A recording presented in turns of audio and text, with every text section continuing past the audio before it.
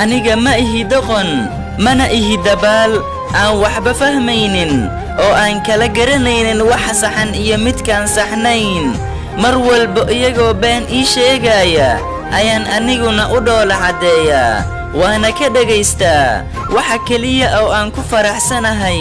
ama aan ugu dhagaysanayo ayaaba ah inaan ogahay inay mar kasta been ii sheegayaan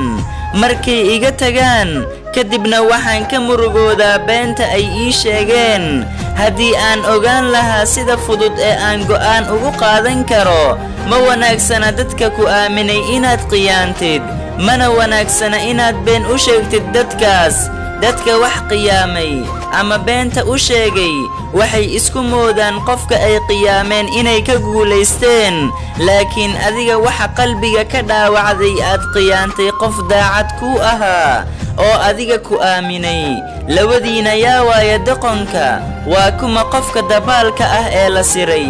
waa adiga qofka wax qiyaamay laakiin isaga daacad ayuu kuu ahaa adiga ayaana khiyaanoole ku noqday maalin waad ii xiisi doontaa sidaan aniga kuugu xiisay oo kale maalin waad ii ilmayn doontaa sidaan hadda kuugu ilmeeyey oo kale maalin waad i jeclaan doontaa laakiin aniga kuma jeclaan doono